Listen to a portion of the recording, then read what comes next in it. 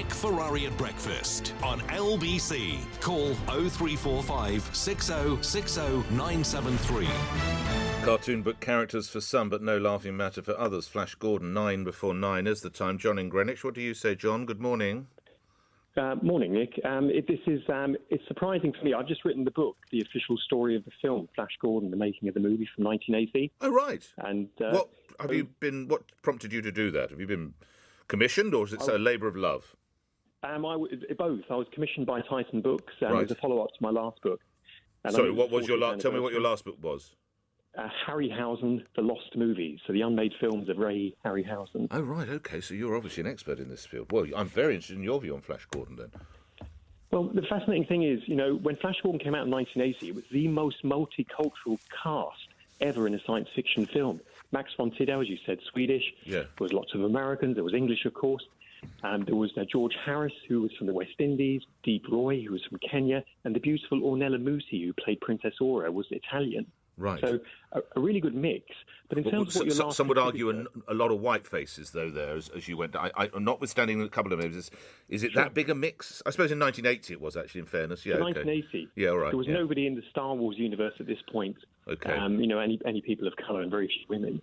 But in terms of Max von Sydow, it's true, he was based on what was called Red China in the 1930s, when Alex Raymond wrote the comic strip for American newspapers, because that was America's big enemy. It wasn't Russia, it wasn't Germany, it was Red China, as it was seen. Yeah. But when Max von Sydow played him, if you close your eyes and listen, he plays him with what's called received pronunciation, English. He sounds like an English officer or an English monarch. Right. He doesn't play him as a Fu Manchu stereotype. So we don't have Peter Sellers in The Party or something like that. Do you remember where he plays an Indian doctor? Yeah. Absolutely. And actually, Peter Sellers played Fu Manchu as well in one of his last films. Oh, he did? That's right, yeah. And he did, yeah. So, I recognise that we need to be more conscious.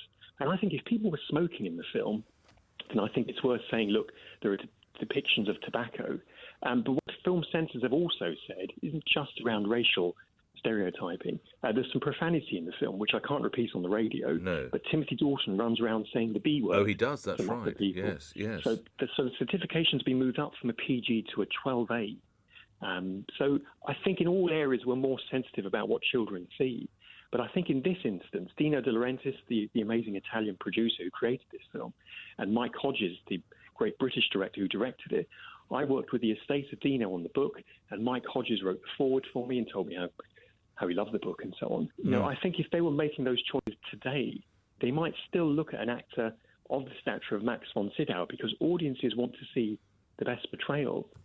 Fascinating background. John, I'm only finishing to get other people involved. Thank you so much for that. I've learnt a lot. And what's your book to be called? I'm sorry, when it comes out, what will it be called? And it's out already. It's called Flash Gordon, the official story of the film. It is on Amazon here, but it's sold out in America. Can I ask your last name? John Walsh. John Walsh, you're the author. John, thank you for that. Good luck with the book.